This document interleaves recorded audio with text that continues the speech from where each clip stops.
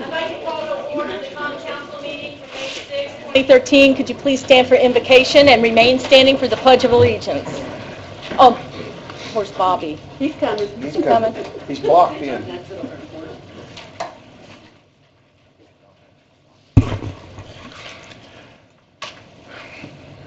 Gracious God, we thank you for this day. We thank you how you continue to bless us and keep us. Thank you for how you continue to watch over us. We ask you to please be with this council today, be with this meeting, be with all the persons present.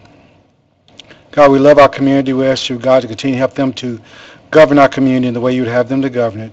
Continue to be with our first responders, be with them and their families.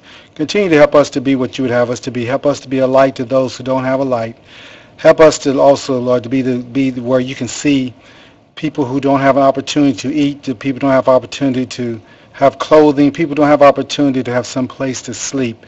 Help us to be a community that tries to find ways to make sure that we provide for all of our community, that we try to provide for the haves and the have-nots. For God, help us to also to love each other as we should, as you would have us to love each other. We ask you to bless all of our leaders, bless our mayor, bless our president, our governor, and give special blessing for each one of these council persons, not only them, but their families. Be with them, continue to strengthen them as they go through their days, but help them to understand that they're human and they have to make decisions for us, but also, Lord, help us to understand that they make mistakes just like we all do, but give them the strength to make those decisions they need to make. Give them the courage to make the decisions they need to make. Give them what they need to be the persons that they have been elected to be.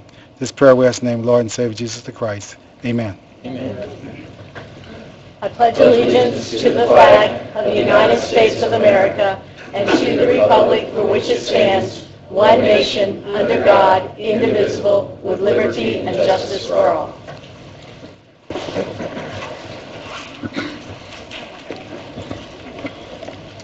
Roll call.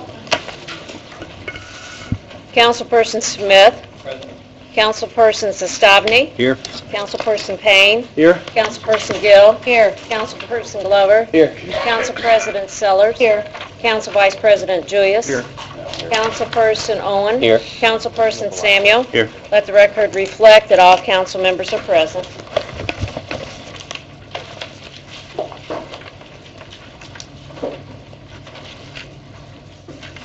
Oh, I'm sorry. Minutes to be approved?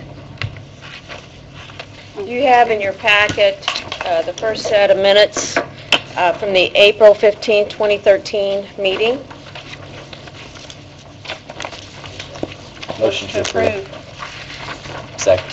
Have a motion and a second to approve the minutes of April 15, 2013. Any questions or comments? All in favor signify by saying aye. Aye. All opposed, motion carries. You have a second set of minutes from Wednesday, April the 17th. It was the council and the redevelopment minute meeting.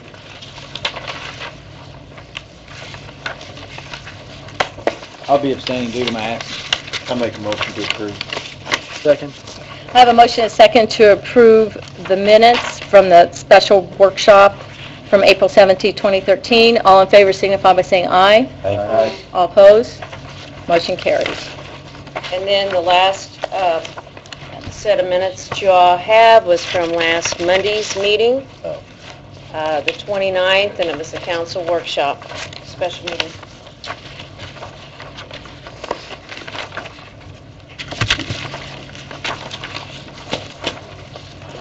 Motion to approve. I'll second. I have a motion and a second to approve the minutes from April 29, 2013. Are there any questions or comments?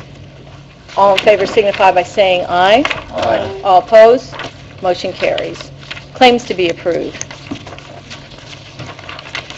Oh, I forgot to approve the, I have forget to approve one the question, agenda. Amy, just, maybe it's the first time I've seen it, but on page 8, it's got Indiana American Water, $97.71, 116 West Fort Avenue. I don't know. I was going to go by today and check the address, 116. Yeah, I don't know what that's I'm called. not familiar, but I can look into that and get back to you. I can't sign these and It's out of BPW's budget. Our medians aren't irrigated, are they? So, No. Yeah, They used to be. I don't know if they work anymore, but they do, but it shows. Are you talking about Court Avenue meetings? Yeah. Yes, they are. Yeah. Yeah, they are. But I'm saying it's got a specific address of 116 West. When I pulled that up, it showed it right there in the median area. I mean, that's where it pulled up there, right in the street right there. Well, the 100 west would be between, Spring and Pearl. That's what it is. Okay. Yes. They are active, Mike. Okay, I know they You said that. I was thinking the other meetings. Thank you. Amy, I have a question. On the very last page, under edit, there's a charge for $1,067. It says miscellaneous capital purchase, mayor's April payment. I looked into that today. It is actually 2 months' worth of a lease payment on a vehicle. Oh, okay. You can bring up the word. Amy, under Lloyd, we have just about $18,500 for police headquarters. And I'm not sure why that's coming from Lloyd.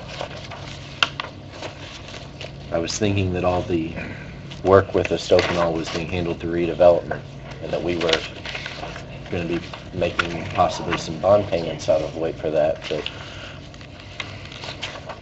Well, has the bond been I don't think so. No, it been hasn't. issued yet? No. I think it's later this month. Maybe Mr. Merkley would have a better idea of that as he's here. Yeah. I'm not sure why it was from I Lloyd. haven't seen him, is he? I haven't seen him. I saw papers a little bit. That it's being paid from Lloyd and reimbursed later is what Kelly was saying. Well, I know that was the case for the purchase of the property. Right. I'm not sure if it's for everything else or not. I guess we can keep track and do that, Well, or we can just table it, or we can table it. or we can just pull it out. Is that going to be reimbursed by the bond? Is that what you're saying? It could be. Or I mean, we redevelopment. just need to keep track of it.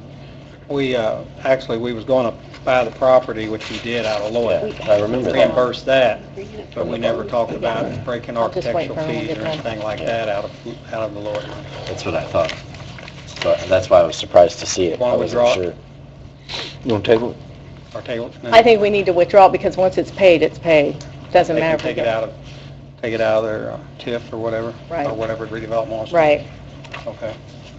And then I have one, the probation user fee. It's from the Jeff Police Department Travel and Mileage, and it's, during court days, they have the police officer stand in the court. 12. 12, it's for $49,000, $400. And I would like to have that pulled. According to our attorney, that cannot be paid from PUF. We might have to take that from the general fund. Yeah, you have to have, in my opinion, you would have to find a different fund for that payment, because due to that, we had a Supreme Court case back in 2007 that actually involved the Clark County Council and the Clark County judges.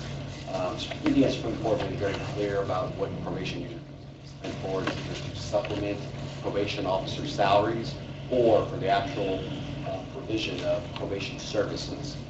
So Yeah. And this is an annual fee. It's not like it's not going to hurt to put it off. no, So, I mean, we would just have to find a different fund. This is to ourselves, isn't it? So we can handle this internally. right. I'll go ahead and make a motion to approve the claims minus those two. One claim for Estopanol under Lowett, and the second one under probation user funds, $49,000. Okay. Yes. I have a motion and a second to approve the claims with the changes made from the PUF funds and from the Lowett money. Any other questions or comments? All in favor signify by saying aye. Aye. All opposed? Motion carries. I've got the new total. It's $1,197,095.45.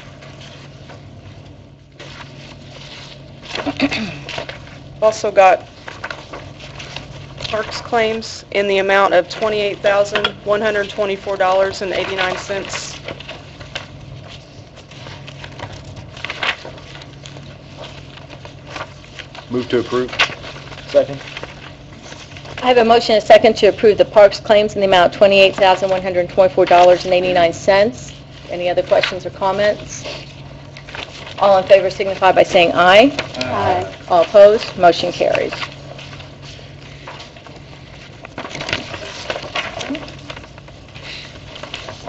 Vicki, do you have anything? No. Okay, department head, Mr. Hosey and Stephanie. Oh, it's just Stephanie? Oh, no. He had a previous engagement. Very good. What we want to do, and David's talked to the mayor about this, and he's talked to Kim about it, we have 2 openings as laborers, and we currently have a part-time person to help me in the office, and he'd like to move her into that spot. She does a lot for us, but she also has been helping Bubby Vissing with his stuff a lot. He usually comes in and enters all his claims on the weekends because he doesn't have time to do it during the week, and she's been doing that for him. And we have 4 guys that David Hosey is kind of overseeing in construction. She takes care of all their stuff. And Bubby's also going to train her how to do the new gas system, so when he takes vacation, he can actually leave town and doesn't have to stay here. And we don't want to, she'll still it'd be a grade 2. We just want to change the name from labor to secretary or Administrative assistant. right. It'd be the same pay grade. All that would be, it's an open spot we already have, just be changing the title. A couple things. Okay. Be a what? An admin 1. An admin 1. Okay, do we need to, so admin 1, we already have a job description in place? Mhm. Yes. Okay. And if we, the 2 labor positions, what will be the dollar saved? If you're going from 2 labor to 1 receptionist, there should be some. It'd be the same pay grade. It's the same. But you have 2 labor positions now, and you're making 1 secretarial position or admin Right. 1. Okay. Right.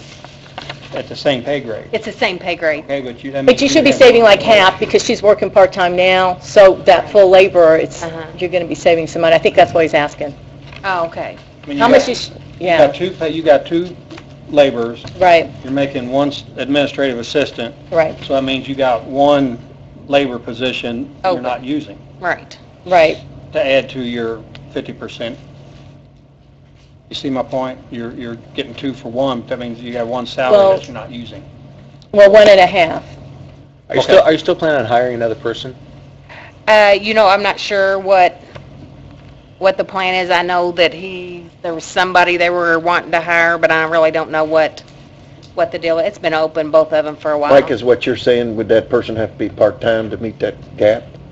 Well, not necessarily but I'm saying we're going to have 1 salaried position left open, and either A, if it's not needed, we could use that towards budget cuts, possibly, or 2, do they need a person? Can we use that salary in some other place, maybe? I don't know. I just don't want that 1 salary dangling out there for $30,000 and open.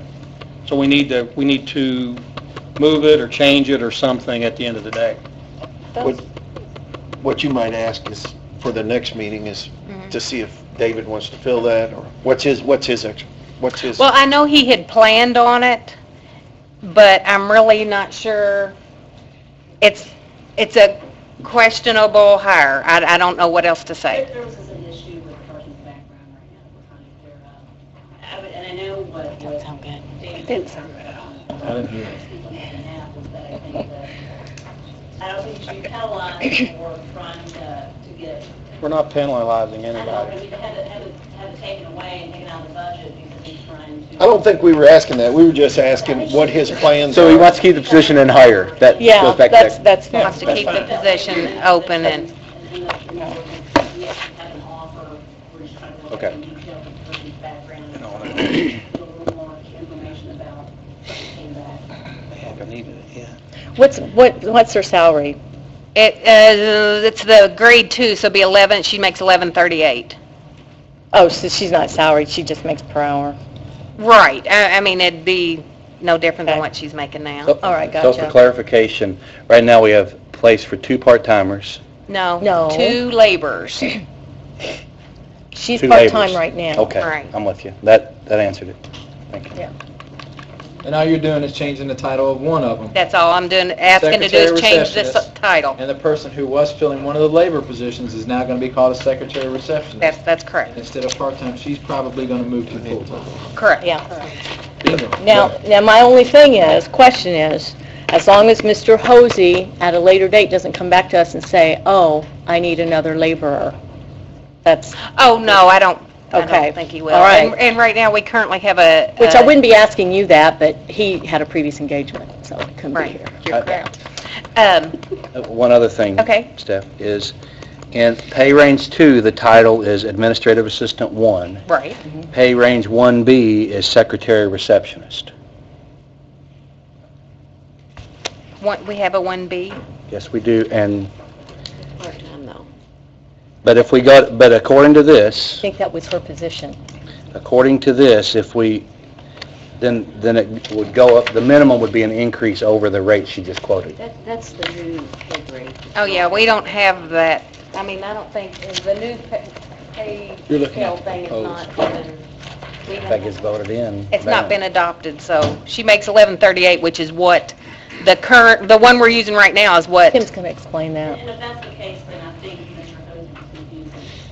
He said he wanted to make an admin 1. If he's given that pay grade, he probably wants to be posted as secretary.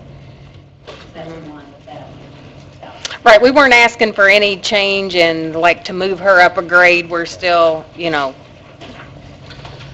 and I don't know about the new pay grade thing. I haven't seen it, so. Okay. It is in pay grade 2 as secretary receptionist. That's In the 1138. present one. Mhm. In the present one? Yes. Okay. No, we just need to, be careful. Does this need a motion, or Yes, do we needs need a to motion. do, okay, I'm so moved. Second.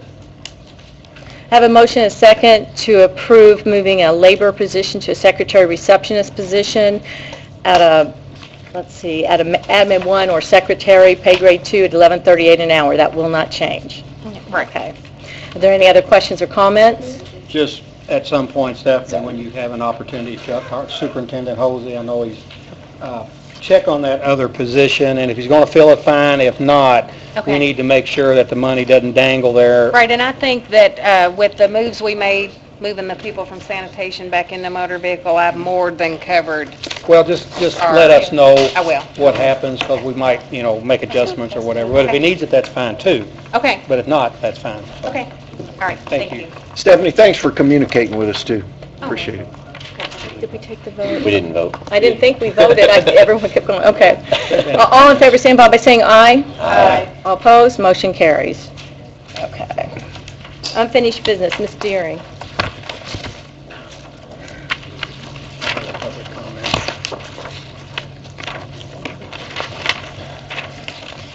That's all we had. Requesting approval for ordinance 2013-OR-4. This passed on the second reading at the last meeting. I did make one change per request. Under Parks, 100 series to move that 45,400 down to the 300 series. But everything else is the same as presented last time. All right.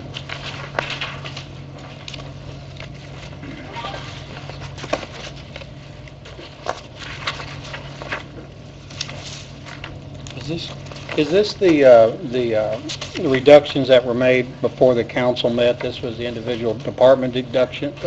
No, this is to consolidate non-reverting funds for police and parks, and it also takes care of the $245,000 cut from the 1782 notice. Under the Parks Activities Fund, all those are positive numbers, so those are being increased? Is that right? Yes, that's the new fund. The 209 is the new non-reverting fund, and it's combining all the others into that one fund 209. So it's reducing them from the others and adding them to that fund. I didn't realize that non-reverting fund had a 100 series.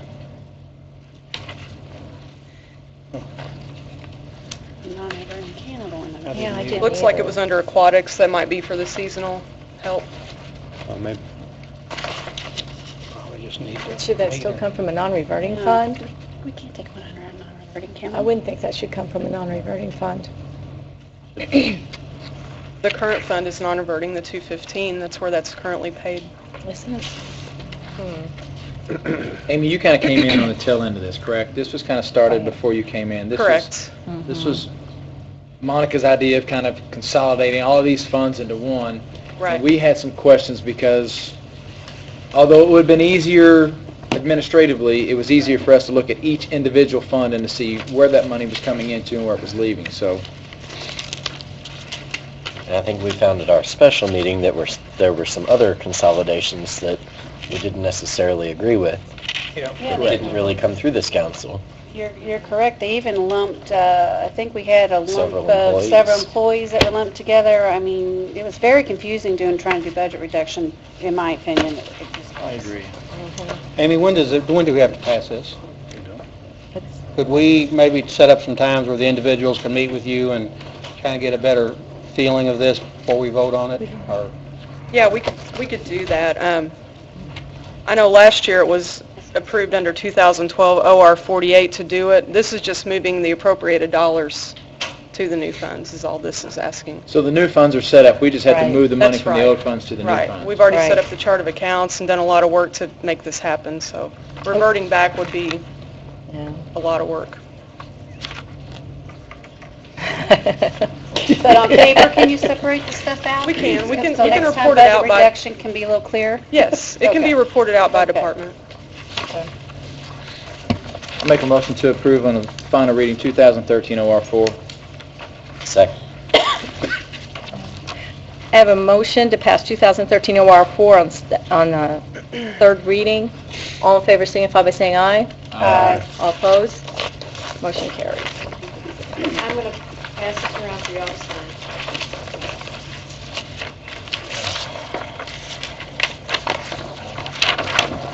Okay, Scott?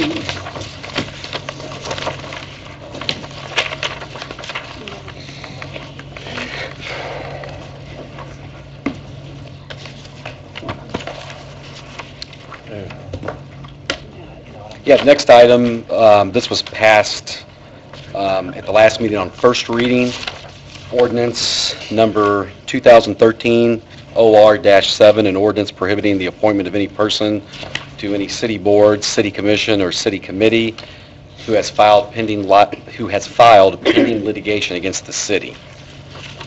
I think it was still in the discussion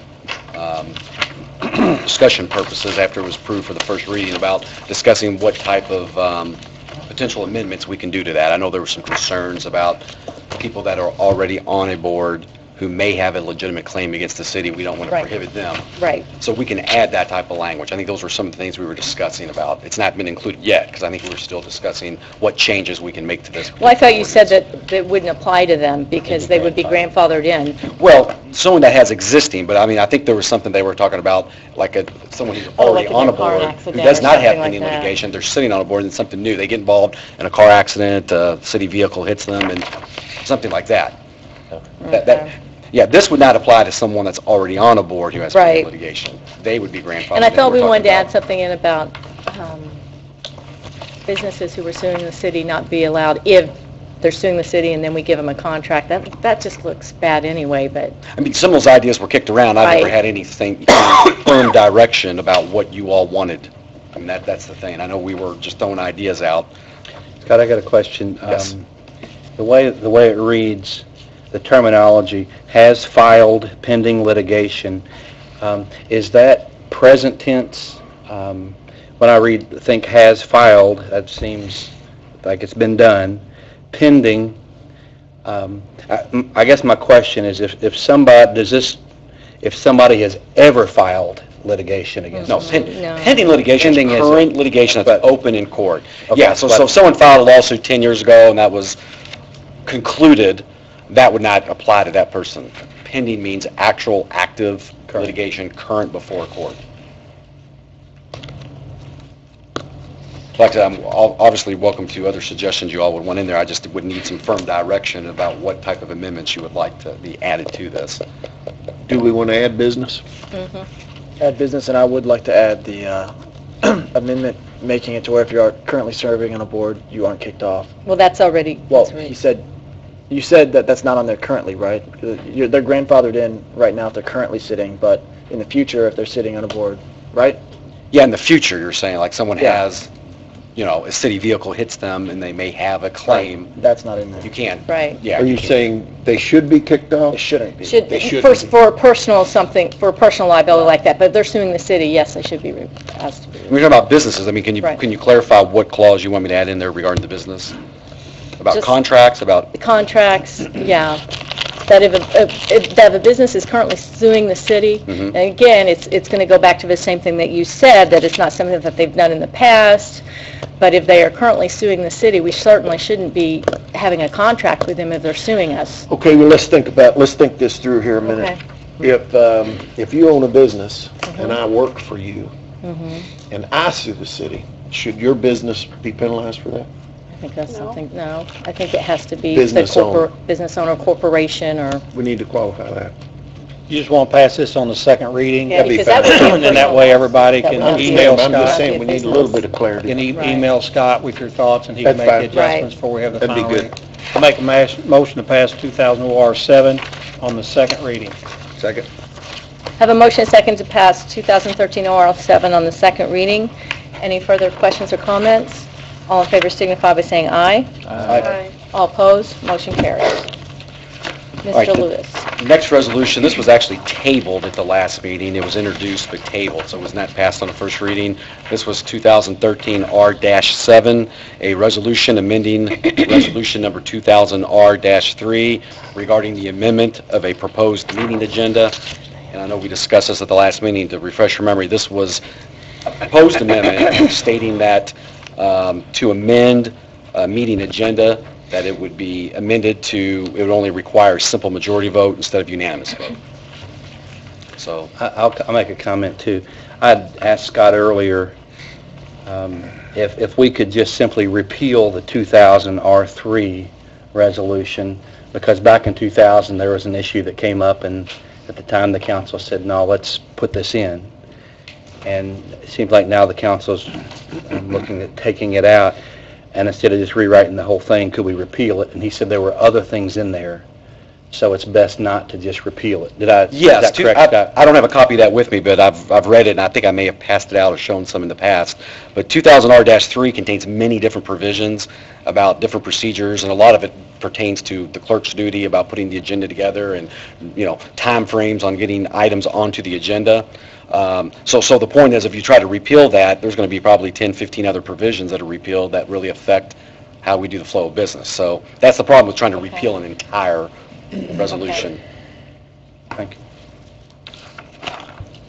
I'll make a motion to approve 2013 R7. Second.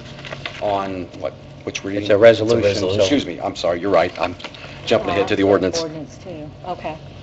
I have a motion and second to approve resolution number 2013 R7. Any questions or comments? Absolutely. I'll say what I said at the last meeting. I think this is ridiculous. I think this is completely in retaliation for me stopping an agenda change in February.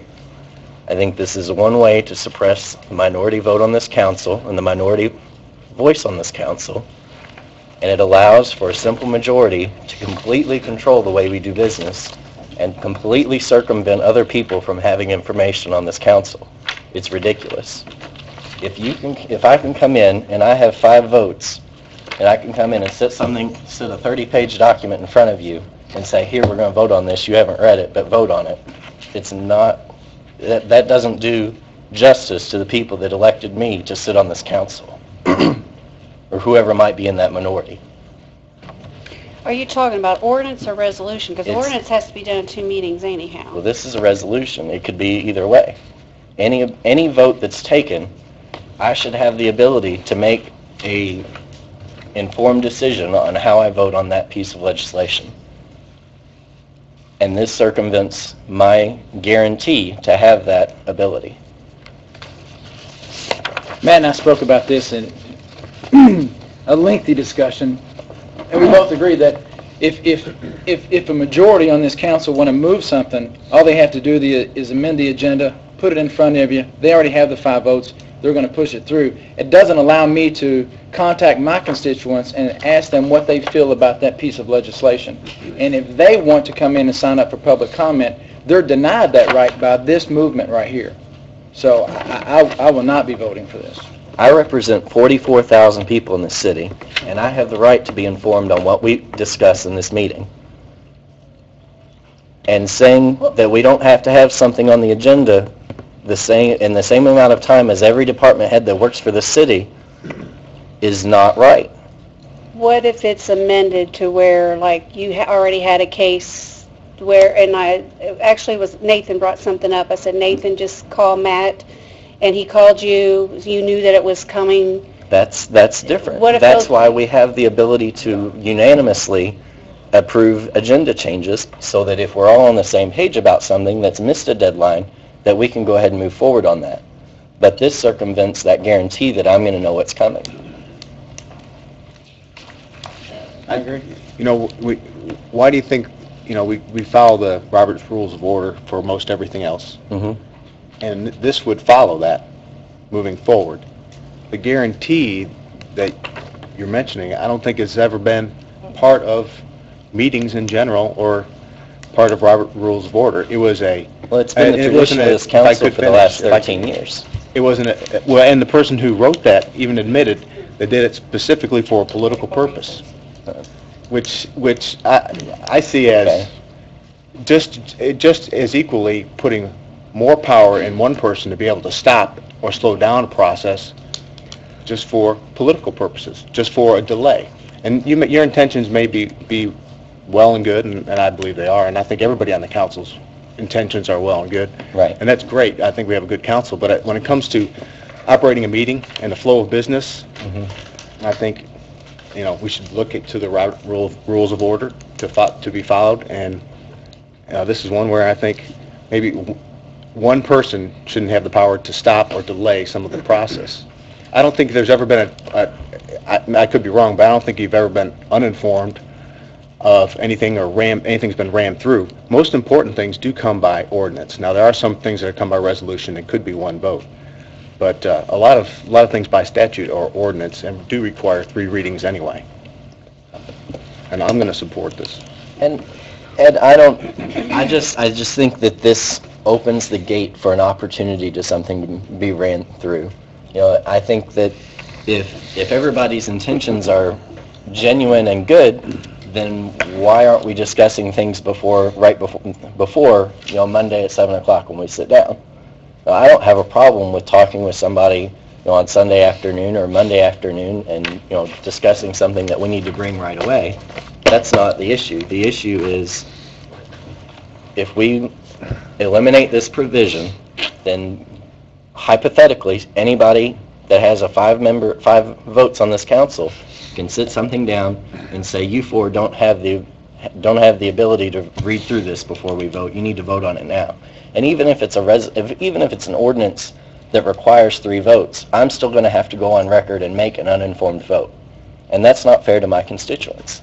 I agree, and I mean, I think everybody on this council has enough, we can use discretion enough to where we aren't going to block something that's time sensitive. And I think we all know that. So this just all seems fishy why this is coming up. I don't see that. I don't see the point in it. I don't either. Let's just call the question. I'd like a roll call vote. Councilperson Smith? Yes. Councilperson Sestobny? Yes? Councilperson Payne? No. Councilperson Gill? No. Councilperson Glover? No. Council President Sellers? Yes. Council Vice President Julius? Yes. Councilperson Owen? No. Councilperson Samuel? Yes.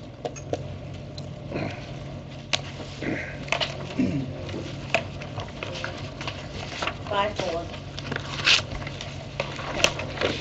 On the next one, on the credit card issue, I've Yes. talked to a couple people. Oh, do you have something? Well, I have something, because I know we talked about trying to do something before you. Uh-huh. I didn't really have a lot of direction other than we just need to amend the credit card thing, and I was working with Wes, and I'm not sure if everyone saw this, if Wes passed this out, but... No, he did not. This was stuff that, let me pass this down. Okay. There's copies included for the first. This actually was, Stuff that Les and I were researching, like what other communities do. Now, this specifically involves meals, payment for meals, but this is kind of in relation to kind of the credit card usage. That was the big question people had for meals. So this was something that, under the statute, apparently the mayor's already signed as an executive order involving the executive departments. So this was, I'm passing this out to you guys, to at least try to have a starting point for the Right. credit card ordinance with meals to maybe, I know you're just seeing this, although I know it's... just trying to incorporate some of these provisions into the credit card usage, at least regarding the using credit cards for meals. Right. This greatly restricts. Right, but this is another issue, and it's not just meals. It's, Oh, I think that know. we've had things purchased that really should go through the proper vendor, and Exactly. it should be filed in a claims process rather than be put on a credit card. I know that Lisa and Dennis and Mike were in Scottsburg, and they spoke to the mayor there, and they're also revising their credit card ordinance. I know that, as I stated last time, Nathan spoke to Clarksville, and how many credit cards do they have? One One. or two? One or It's held two. by The the county has one, and clerk. we've got 30 or more. 22. So it's like, we need to get that under control. And, so what I would like, either we can pass this on the second reading, or we can table it until our next meeting, till we've got something more. Well, Because this has already been passed by the mayor, the executive Well- order should be, Well, I know, and that involves executive departments. We can incorporate right. into the ordinance regarding credit card usage. But one thing I need, I guess, is, and I don't know if we maybe need to have a workshop. I guess I need a little direction, because I know I'm hearing from the council, we need to amend, but unless you just want me to come up with stuff Let's on my... table I it and mean, let's get together. Yeah, I mean, I guess I need some direction as far as what specific provisions do you all want to put in there. But I said, at least on some of the travel and meals expenditures, these provisions were all pulled off from existing policies with other cities throughout Indiana. So I think at least these provisions, we can expand or restrict or whatever, but we can use this at least for a portion as a starting point. Because these have been in place in other cities and towns throughout Indiana. Well, I can't make the motion. Well, the only thing I'd say is, have we looked at other cities and how they deal with credit cards overall? Well, I've pulled off several, and they're not what you want. They're very vague and broad. I've pulled off, in the last two meetings, when I was doing my research, I pulled off probably, at least ones I could find online, 20-something, and none of them are restrictive at all. It just says that the city's allowed, department heads are allowed to use credit cards with prior approval, but there's no spending limits or what it can be used for. So far, the ones that at least are online, and I don't think every city and town's online, the ones that I've found are not restrictive the way I think this council wants. I can't find any other existing ordinance that has... But see, I would be curious to know how many credit cards that those cities and towns have, and if it's held in the treasurer's office. You're gonna have They're not in the ordinance. I mean, you should, because basically the State Board of Accounts, I guess several years ago, came up with like a one-page, kind of like a framework for all the cities and towns. To use a credit card, you have to have like an enacting ordinance that says credit card usage is allowed and has to abide by the State Board of Accounts rules, and they're all very generic. So a lot of these cities and towns, the ones I've found, have not amended that original framework that the State Board of Accounts passed out. Just like a In doing a one-page. little bit of research on the credit card ordinances that Jeffersonville has, the only teeth that we have in this is that the council doesn't have to approve legitimate expenses. Virtually, that's what it says. Yeah, but what makes it hard is because I go over all the claims. Connie and I spent our Friday afternoon looking at all the claims, and it's so hard because once it's on that credit card, it has to be paid. That's that we can't just pull out a certain receipt from the credit card, and there is a lot of food still being purchased on these credit cards. There's a lot to eat. I give some of the departments a lot of credit. Some of them, especially police department, fire department, and planning and zoning, their stuff was right in line. I mean, the receipts were, but we're still not where we need to be, and we have been bringing us up, and I've had many, many conversations, State Board of Accounts. You were there with us. We talked to the mayor. I mean, State Board of Accounts is really putting the hammer down on this. Can you call Scottsburg? Because... They don't have anything yet. No, but they're... Yeah. I mean, I don't, They're in the there's not a process of good it. They model. gotta have some kind of criteria. They're not to put in there yet, front because Scott. Yeah, I know, they're- I've called. I mean, what I'm saying is, I mean, there's not a good model out there that has all these restrictions already in place. Most cities and towns, I think what we need, may need to everyone's in do the is process have of a doing it, workshop. but there's nothing out This there. is important. So- I mean, this is way out of hand. Yeah, but at least this, I mean, what I just passed out, at least on the meals, this should cover, I mean, we can incorporate that into a citywide ordinance, but this is pretty restrictive. I mean, we can make it more restrictive, but it kind of takes care of some of the issues that were out there as far as, because it says you cannot have non-travel meals, if you read through it, only for limited circumstances. You just can't do it to conduct any type of city business, I mean, without me reading through this. I know I just passed it out, but this is already enacted in place as far as the executive departments. Now, it doesn't technically affect the city clerk or the council, because we're not under the executive department.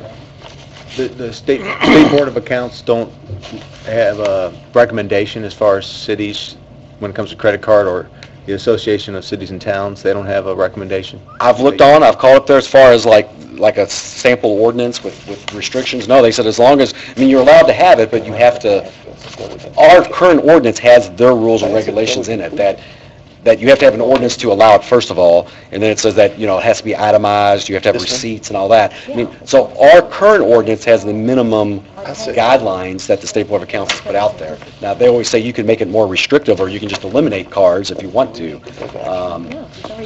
You know, that is the direction they're going, I will say that. Scott, I would say if this is an executive order and they have to follow this, then it'll give us some time to tweak it.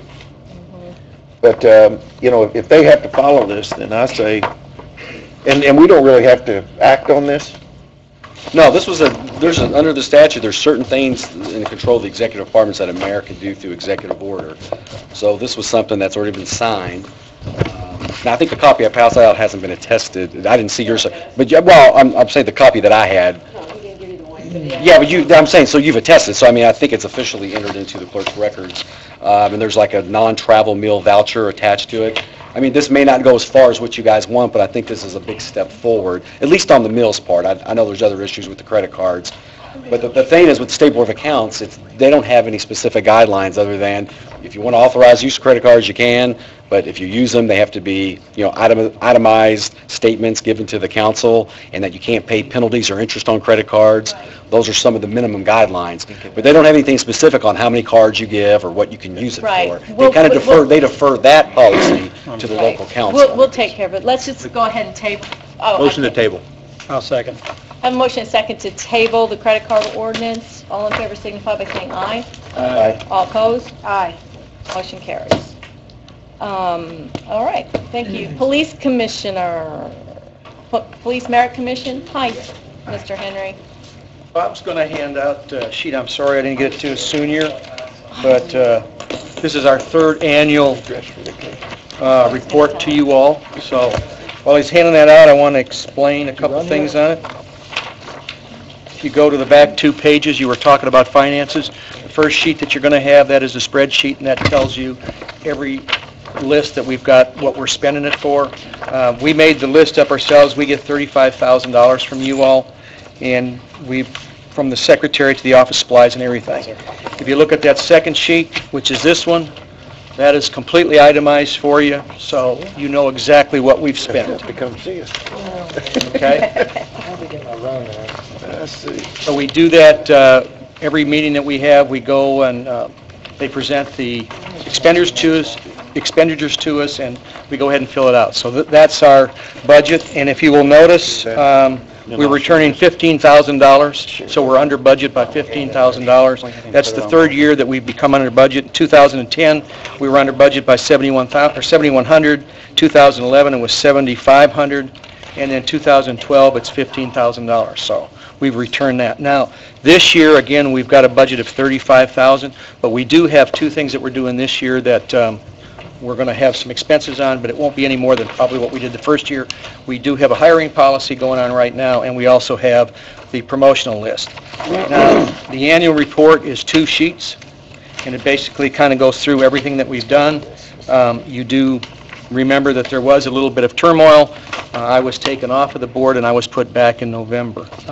There is a correction on this sheet. If you look, it says in October Mr. Dennis Henry was appointed to the commission by the Jeffersonville Fraternal Order of Police. That should be corrected to its active members of the Jeffersonville Police.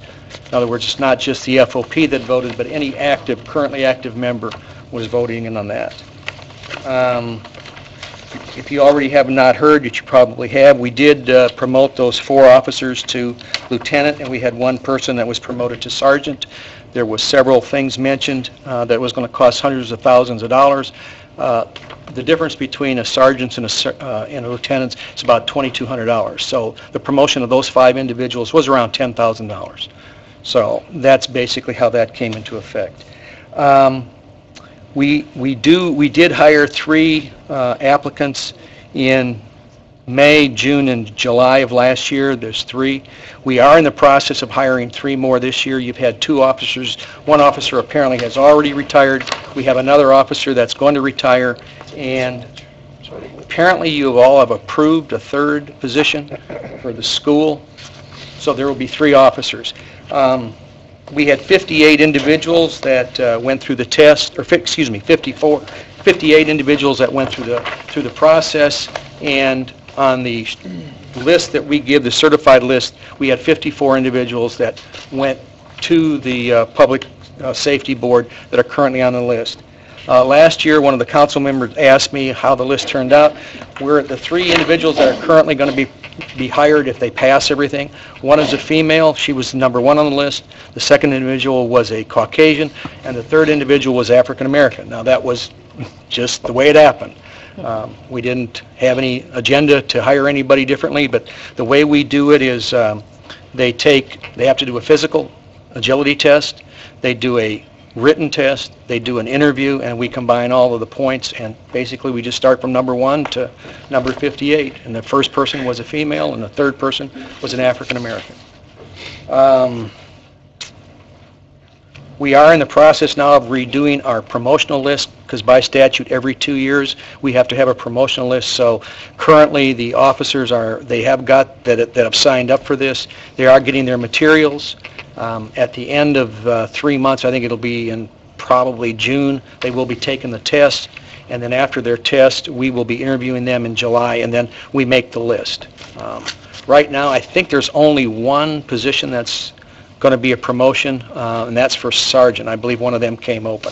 Other than that, we don't have any other promotions, but that list has to be in existence for 2 years, so after the 2 years is up, we redo the process. Okay? Pretty much all I've got, so this is, yes, sir. One question. Chief Grimm shared something with us in our last meeting that the last pool of candidates ranked in the top 85% or something like that. What was that stat? I'll tell you what that came from. What we did was the IPSP does the testing, and these individuals all took this test. And what happens was we take a mean average, and all the people that took the test that were a part of the 58, they had an 83%. They were higher than just about everybody else. In addition, in order to go on to our certified list, you have to have an 85 in order to go on that list. So you get points for length of service, you get points if you're in the military, you get points on your test, and you also get points in the interview. So we have a minimum that you have to go to even be put on that list. So of the 54 people that eventually took the test, we had 53 go on the list. 1 person did not meet the minimum. So we want the best people that we can get to be police officers in Jeffersonville. Thank you. Other questions? Okay. Thank you. You're welcome. Okay, Ms. Phillips? Hi. Okay, the first item I have tonight is a request for America Place to be allowed to take advantage of the UEZ tax deductions. America Place is located in both the TIF and the UEZ, and according to Indiana Code, City Council is supposed to approve those businesses to allow them to have those deductions. America Place is going to be undergoing some renovations over the next couple of years, improving some of the buildings they currently have, tearing some down, building some new ones in their place. And in order to remain competitive with people across the bridge in Louisville, they'd like to be able to offer competitive pricing to those people wanting to lease space from them.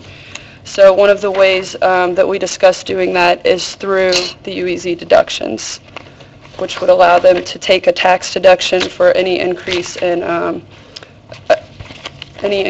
assessed value of the property once those improvements to their property are made. Kelly, what is this, is it in a resolution form or just a motion form? Or? You know, I looked everywhere to figure out in the past what's been done. I can't find where this has been done before.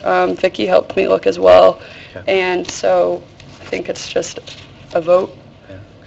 Mike Smith, does the UEZ support this? Yes, we've had several companies, American Place is one of them, and they present a project to us, a facade project, different things to UEZ, and we match up to a certain amount of money, and they have a complete breakdown of the project, but we only match a percentage of that project, and some of that is adding additional parking, repaving some areas, landscaping, and stuff like that. So the UEZ, we dissect it pretty good, to be honest with you, and some of them get what they want, and some of them don't get quite what they want, but yes. I'll make a motion to approve. Second. Kelly, can I ask a question? Yes. Does America Place own those buildings, or does the government still? Oh, okay. The America Place owns them. Well, technically, it's there's two companies that own them, Louisville Public Warehousing, and the other name is almost exactly the same, but I don't remember it off the top of my head, but they go by the name America Place. Okay. Okay. I couldn't What's the figure out resolution if they number on own this, them or Vicki? not. It's a motion. It's a motion. It's all right. It's not that Yeah. resolution. I have a motion and a second. All in favor, signify by saying aye. Aye. All opposed? Motion carries. Okay. Ms. Phillips, 2013. This is for a resolution, amending a resolution. In 2011, Flexible Materials received a tax abatement, and basically the resolution states that the property's on Port Road, and the statement of benefits states that the property is on Hamburg Pike. I believe at the time they were located on Port Road, but we just need to amend that for the county auditor's purposes. Make a motion to approve 2013 R9. Second. I have a motion and a second to approve Resolution 2013 R9. Any other questions? All in favor, signify by saying aye. Aye. All opposed? Motion carries. Okay, Ms. Phillips and Ms. Crowley. What resolution was that? No, okay, I'm sorry. Good evening. Kathleen Crowley, Senior Director for Business Retention Expansion for One Southern Indiana. Thank you very much for letting us be here tonight representing 3 area companies. I can't hear you. Can you talk, please? Talk louder? Talk Yeah, loud, speak up. please. Do you need me to say that again? Yes, please. Hi, I'm Kathleen Crowley, Senior Director, Business Retention and Expansion for One Southern Indiana. I appreciate you letting us be here this evening on the behalf of 3 area companies. We are looking for your approval for tax abatement for Accent FX. That is a recently acquired company, and we are looking to save those jobs, retaining 35 jobs in the area, and we're looking for tax abatement for equipment on $200,000. The average wage of these jobs are $32,000, equaling $15.40 per hour. We have a company representative here with us this evening, if you'd like to talk to him. I'd just like to know a little bit about the company, what it does, just, you know, because Good evening, ladies and gentlemen. My name is Steve Kilcran. I'm the CFO and part investor inside Accent FX. Many of you all probably know Accent Marketing. They're over there, the new engagement center that they opened up off of Veterans. Accent Marketing was had a parent company, holding company named MDC that actually owned Accent Marketing. Inside of Accent Marketing, there was the call center, engagement center business that employs, I think it's over 400 employees up there. And then we also had a direct marketing analytics along with a letter shop. Those are 2 different versions of doing business. The holding company, MDC, decided last year to part ways with the data analytics, and we're really looking on selling that business. I've worked with Accent Marketing now for over 10 years. And my business partner, Patrick Sheen, he's also been with Accent Marketing for over 10 years. We went to them and asked them if we could have the business. So we went to them, asked them if we could save the business, keep it here. We felt we had a very good product with what was going on in the letter shop over off of New Middle Road. And we were looking to get some help on our personal involvement in keeping the business here in Indiana, and just looking for the tax abatement to help us on the property that we purchased. Again, had we not really have done that, I'm not sure if MDC would have found another buyer for that business, and it may have gone to another regional company outside of the area. You know, a lot of things could have happened, but we kind of jumped on the opportunity as soon as we could to make sure that that did not happen. These jobs, are they being transferred from Accent Marketing, or are they going to be new jobs, or? So we actually are rehiring those employees. They would have been terminated from Accent Marketing, and so we're actually rehiring those employees and retaining them here in the area. This is a competitive project. The state of Indiana recognized this project through the Indiana Economic Development Council, or Corporation, I apologize, and they did give them some training incentives for this company. How many employees were they again? So currently, right now, we're at 26 at the facility, and we already have our new plans to grow that to 35 at that facility here in Indiana. I think it's very commendable for you all to jump in and take this on, and just saving the jobs and keeping the jobs in the area. Those 35 people really Thank you. commend you. Appreciate it. Make a motion to approve. Make the motion to approve Number R10. 10. I don't hear a Oh, second. Did you second? he made it, I seconded it. Okay. I have a motion and a second to approve Resolution 2013 R10 for the proposed personal property tax abatement. Any further questions or comments? All in favor signify by saying aye. Aye. All opposed? Motion carries. Good luck. Thank you very much. Appreciate it. Thank you. Go ahead. Thank you. Chief. We appreciate your support for the Accent FX project. Thank you very much. The next project that we're bringing to you is a project with Steel Dynamics. And in this project, we are looking to retain 98 jobs in this area for future growth. With this project, we are bringing to you $5.8 million in investment, with another 2.1 in additional expenditures that will not qualify for tax abatement, but we do want you to know that that is an additional investment that they will be making in this area.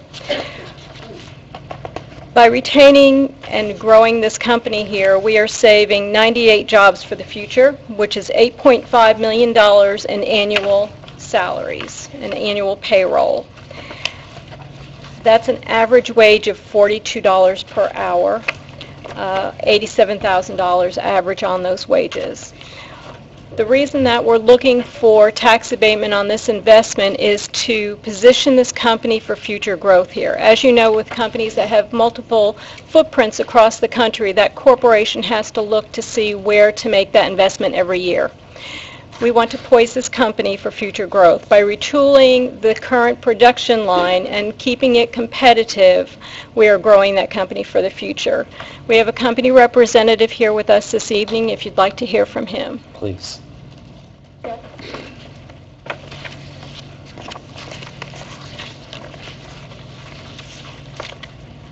Hello, my name is Jeff Bauman.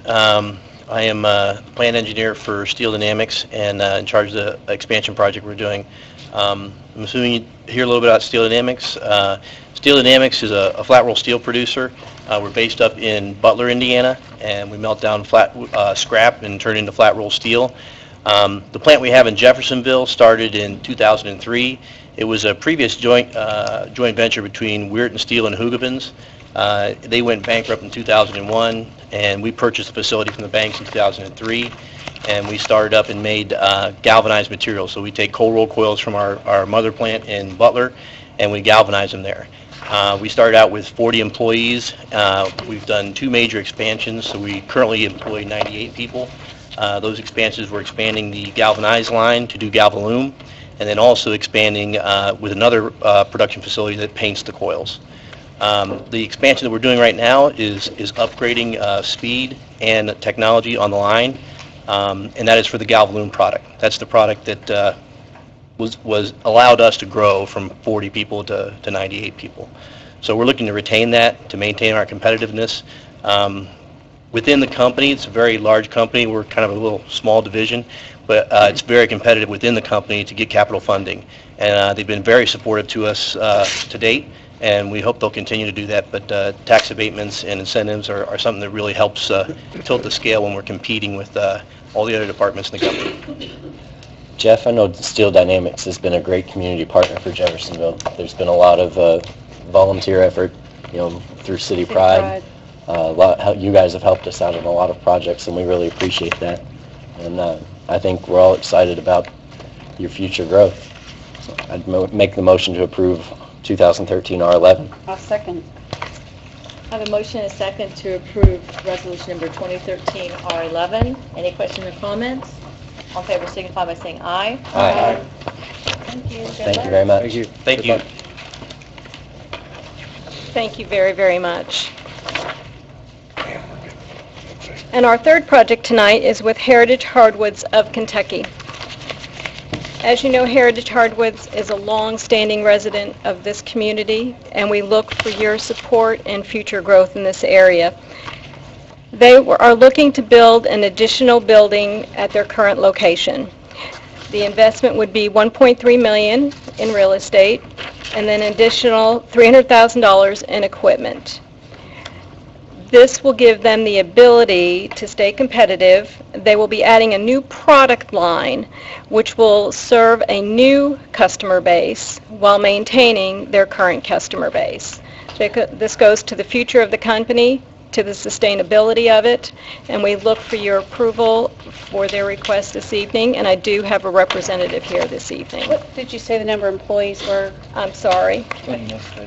We have 63 current employees, and I will say that 60 of them are Indiana residents. That's a very nice ratio.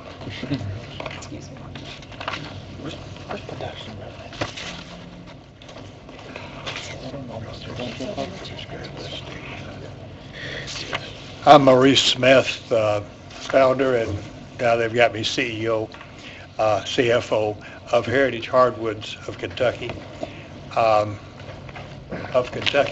of a little touch. We won't hold that against you. We were formed in Kentucky, incorporated there, before I started the company. And 30-some years ago, Indiana was so advantageous on workers' comp that we started Heritage Hardwoods of Kentucky in New Albany, Indiana. South Bend isn't in the South either, We've done several plant expansions I have been involved in. We started Heritage Hardwoods and Formwood. Heritage has now got 55,000 square feet through, I think, 2 additions, and we've stayed there. And then on the adjoining property, the other company that we started is Formwood, has like 75,000 feet now. And we've debated strongly on Heritage of whether just to go out and build a square building or add on to this one. And I think with this assistance, we will certainly add on to that one and stay here. And good old Jeff. Any questions of me? Make a motion to approve 2013 R12. Second. I have a motion and a second to approve resolution 2013 R12. Any other questions or I have comments? a question. Are we looking at a tax abatement on 300 or 1.3? On both, sir. So 1.6. Real property will be 1.3, Okay, and on personal property, it'll be 300,000, sir. okay. And we'll be adding 14 additional jobs with this project. Any other questions? All in favor signify by saying aye. Aye. All opposed, motion carries. Thank you very much. Thank you. Thank you, sir. Good luck. Thank you, Kathleen. Ms. Phillips? Okay, the next item is, I believe you have two letters in front of you, one to the assessor and one to the auditor. Last year, two companies, Accent Marketing and Flexible Materials, did not complete all of their tax abatement paperwork on time. So City Council, as the designating body, has the ability to allow them to file last year's paperwork this year. Why wasn't it filed? They didn't get Accent Marketing, it was very unclear as to whether or not they would be receiving the abatement for 2012 pay 2013 because of the timing of their project. And Flexible Materials filed part of their paperwork, but did not file the other part. There was a misunderstanding that they needed to file. Is this going to have a retroactive effect on the, I guess, taxes that were generated and have come into the city? It will affect their fall taxes. You're talking about the levy? Yeah. No, it won't. It's in the TIF district, so it's going to affect redevelopment, but it won't affect us. Okay.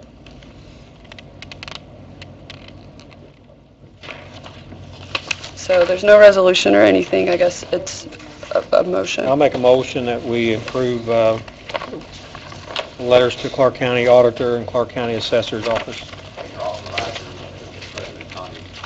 Oh, I'll authorize that. President Day. Second that motion. I have a motion and a second to approve sending letters signed by me to the, it's dangerous, to the Clark County Treasurer, and the Auditor and assessor. assessor. Auditor and the assessor. Any other questions or comments?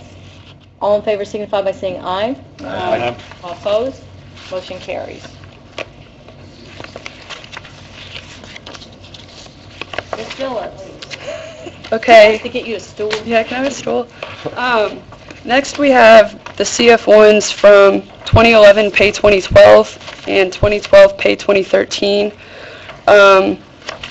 These CF1s are typically presented to council, I believe, within 60 days of the May 15th filing date. However, that's not been done. It wasn't done in 2011 or 2012. So we're trying to catch up now. The CF1s, basically the companies have to complete these forms each year, stating how far they've come in their goals for the tax abatements, how many employees they've hired, the investment in their project, the salaries they're paying, Isn't etc. that something we send to them? We send them a letter telling them that they need to complete the CF1s. They also have to complete some other documentation for the county, but that's the documentation required by the designating body. So we've been receiving those, but we have not had council approval for those. It's an annual event. They're supposed to come here, and we're supposed to reaffirm them or approve them. Right. So I put together a spreadsheet that's in your packet, for one for each year, that shows the, it states the type of abatement, the resolution number of years, estimated jobs, estimated salaries, and actual salaries. Just a quick note, if you look at those numbers really quickly, some of them are deceiving. North Shore Development is the condos that are across from Macaulay Nicholas, North Shore Drive. When they originally got their tax abatement in 1998, the resolution was approved, that was all seen as one company, and since then each of those separate companies files separate CF1s. So the numbers are very deceiving of estimated jobs versus actual jobs.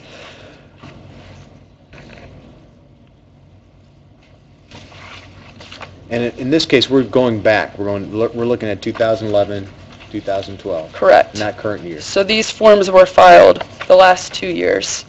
And I will bring you the forms that are to be filed next week. I will bring you those at a later date. Okay. We got, what we did, instead of making all the copies of this, we broke them down. You received these. These are 2011, pay 2012.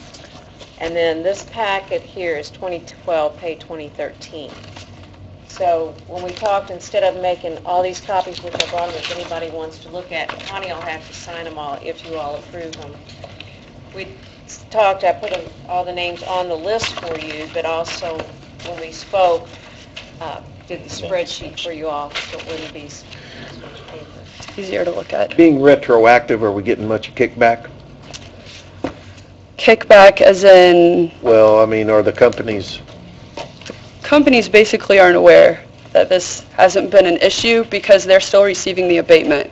The issue would be is if we decided not to approve one of these abatements, and then say the county had to send them a tax bill for 2010, which they were under the understanding that they didn't have to pay those taxes because as far as they know, they still received the abatement. You know, I look at this as, it was our obligation as a city to... that's what I mean, Yeah. but we're being retroactive, and I'm saying it was kind of our fault that we forgot to send it out, and that's what I mean, are we getting any kickback? We sent everything out. It just wasn't formally approved at council meeting, which is, as president, Connie's required to sign the second page of each of these forms. So the companies were still told to file on time. They still did that. Yeah, the 2011 are all stamped by the auditor's office. Right. So they have received all the 2020. And the companies all received their abatements for those years. I guess my question is, we found out what we did wrong. How do we keep from doing that again? There's a few things here. On that note, there's another thing we found out we did wrong, which is we get a fee. Each company pays a fee to us for their tax abatement. Typically, it's 10%. We have not been billing for those fees. So I sent Umball my calculations last week, and for them to double check my numbers on the fees that are due, and we will be sending these companies letters in the next few weeks for the fees for the last 3 years. To prevent this in the future, we do send a letter out every spring telling the companies that they need to complete their forms. This also has been moved under the finance department, which is typically a little more stable. So hopefully we won't have that issue. It's a matter of, I'm trying to get everything in order and make checklists so that whoever, once I'm gone, or whoever takes it over after me, knows exactly what's supposed to go on each year, and I think that's part of the transition process. Amy, these fees as they come in, how are they accounted for? I think they would be received into an economic development non-reverting funds.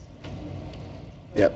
Is there a fund already established and there's Yes. just not been? Yes. It was done by So it would be ordinance. easy to see that if that fund's established and we don't see money coming into it annually, then we haven't done something correct.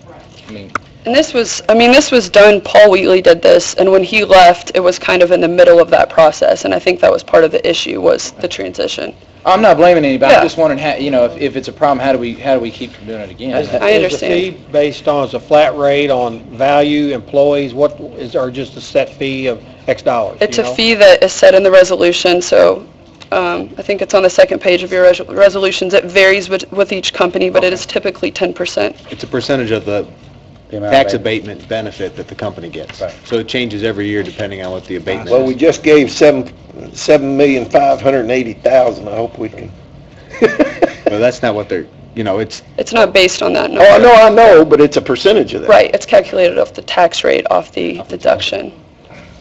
But in this case, though, I think it was our obligation to bring it and to review it, and Right. to approve it, and we didn't do that. So I think it'd be wrong to go back and pull that away from these people. Even though... I think you have legal duty. If Vicki says she has forms that were stamped by the auditor, we have a legal duty then to... And a couple of these companies didn't, I don't think they didn't fulfill their, what they told us they would do. They didn't fulfill their, I guess, obligation. But I don't think we can go back, so. But I think this, for 2013, we need to look at it a little bit harder and maybe pull some of these abatements. And I'll be bringing those to you all in the next few weeks or month or so. when I receive Kelly, them. have we had any, you said you mailed out these fees. Have we had any response from these companies over these fees? We have not mailed the letters for the fees out yet. I had to calculate all of it, send that to Umball to have them double check all of the numbers. We're waiting to hear back from Umball on those numbers, and then we will be sending the letters out to these companies. I would expect some kickback. I mean, do we have an exit strategy here that says, okay, you can't pay this fee up front? Do we have some type of plan that we can put these on? I mean, I know that, I think the company should be expecting it. It was in the resolution. We'll send a copy of the resolution with that. If the company's unable to make the payment, we'll work with them. Do I have a motion? What's the resolution number? 13. Make a motion we pass 2013 R13. I'll second. Have a motion and a second to pass resolution number 2013 R13. All in favor signify by saying aye. Aye. All opposed? Motion carries. Thank you.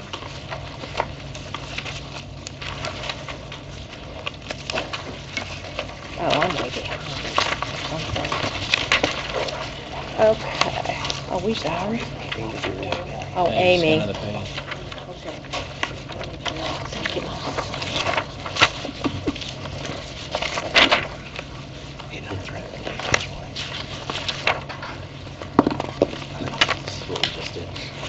The ordinance before you is to amend the budget that was passed in 2012, OR 48.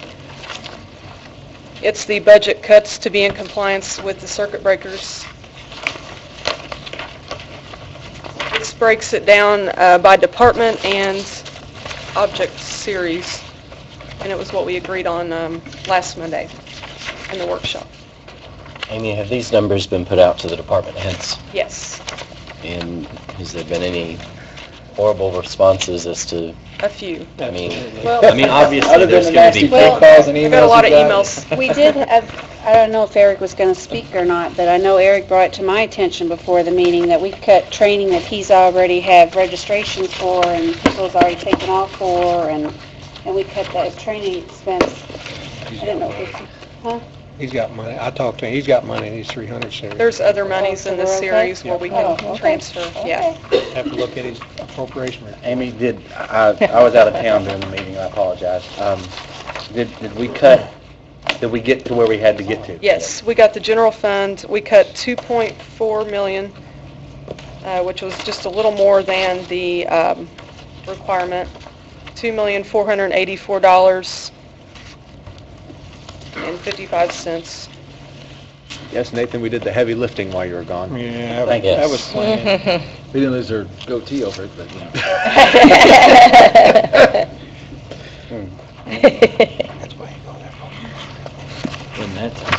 Also, Parks is in here as well. Their total cut was $349,202.50. In vehicle. She told me that. And then sanitation's was, I'm going to have to work with Stephanie, but we're going to move those employees back under motor vehicle, and so I don't have an exact figure there, but it's well within what we need to do. Okay, good. It was a little bit more.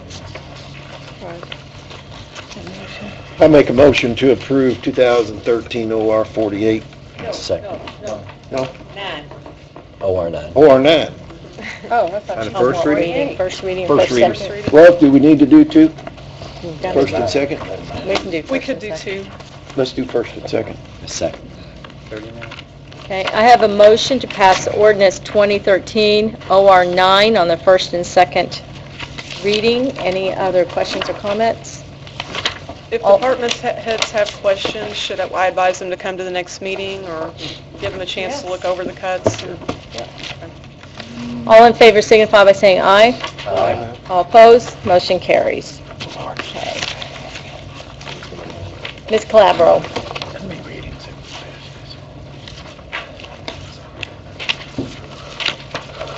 We haven't passed this at all. This is what she's going to say. Ready? Yeah, go ahead. Okay. First off, I guess I'm glad I still have a job, so thanks, Amy, for not, taking a job.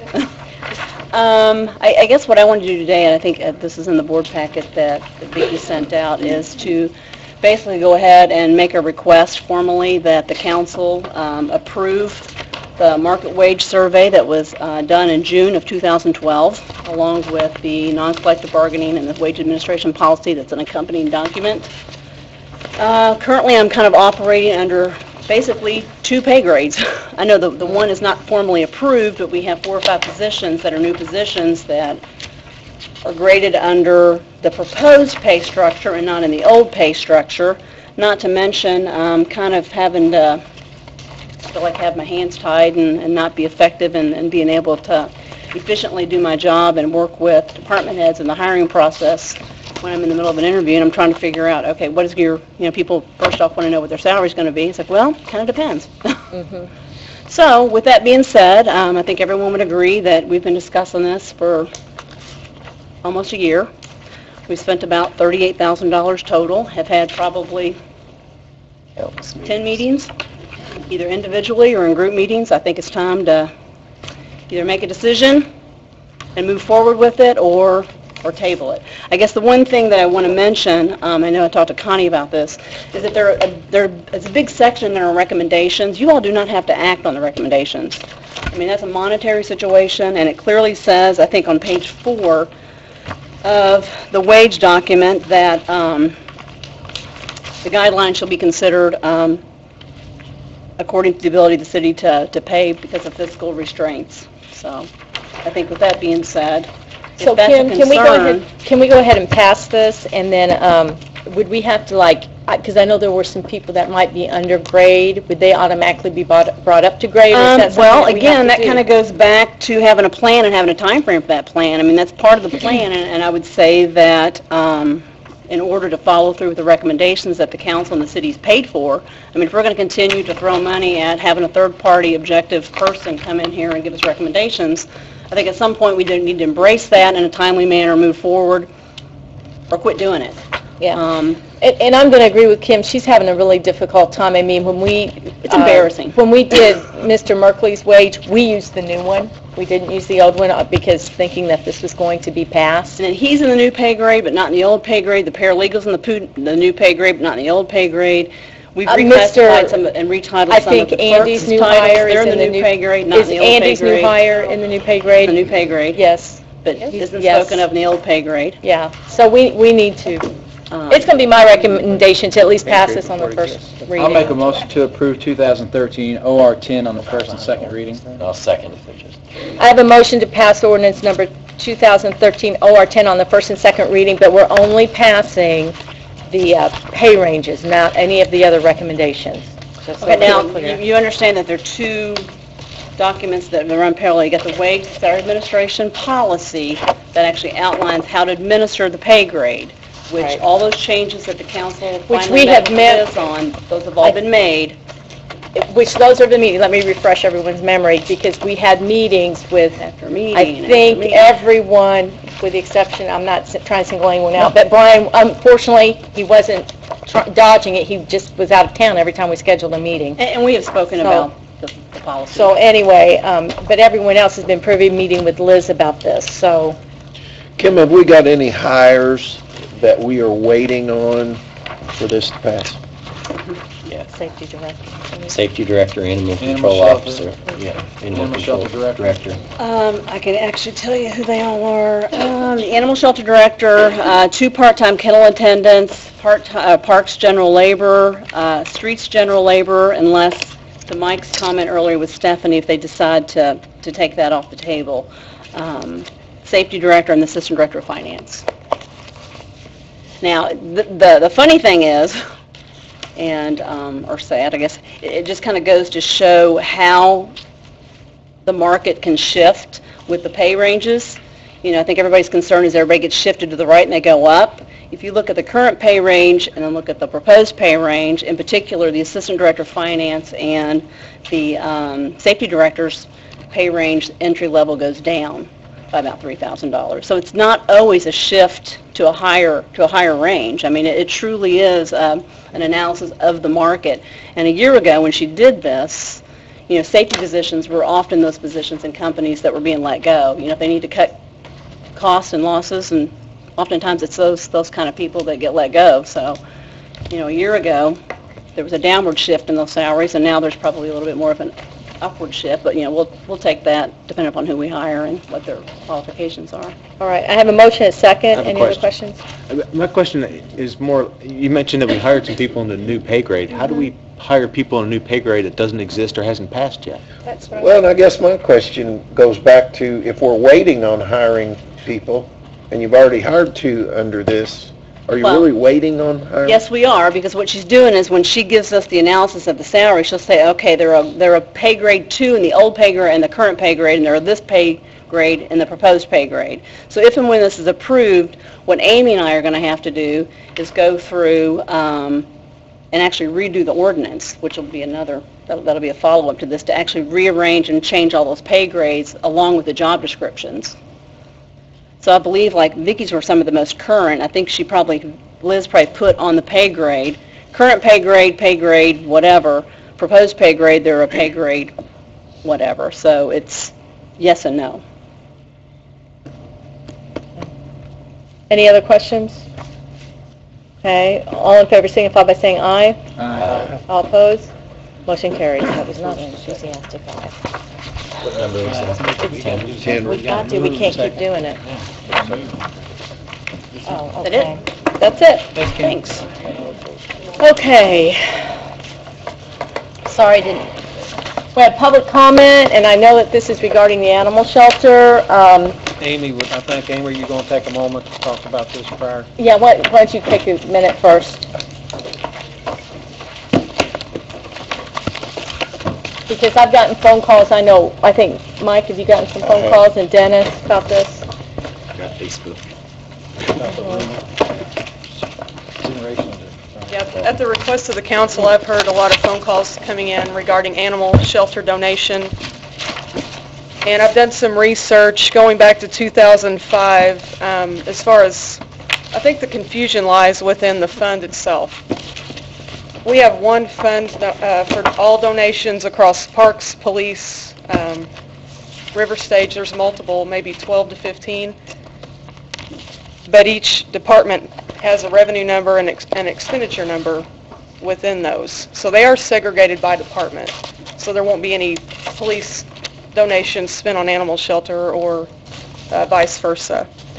And currently I show that the animal shelter has $18,000 in their donation fund. Okay. Right. All right. Now, is that separate from their spay-neuter? It is. Okay. And how much is in their spay-neuter? I think about 40,000. Okay. Around there. All right. And I spoke to Amy a little bit earlier today. The city has received the county installment, and that hadn't been formulated into this either. It's $75,000, but we've That's supposed to received, go in the general fund, though, correct? well, Yes, that should go in the general fund, because we've used that to expend to pay for the That's people fine, who work but I'm there. It did go in the general fund. Right. but it hasn't been put in, that hadn't been put in yet. Right. So we've received a check from the county, I think sometime in last month, so that is an Okay. additional 75. that- Okay. So just to be clear, any donations for animal shelter do go into the animal shelter fund? Correct. It hasn't gone, Those doesn't go in, funds. you're able to segment the funds, and you're clear that they're going to the right funds? Correct. Okay. Does not go in the general, correct? No. It does not go in the general, no. Okay, because I think that's what they've been, It goes in Well, the non- In the donation fund, like you said, it's segregated which department it's donated to, just like our non-reverting funds that we're considering Combining, consolidating would just be. like the parks that we just approved tonight, same thing. Okay. Okay. Okay, Ms. Hilton? Is Sharon here? She's not here. She left? Bethany Mull? Okay.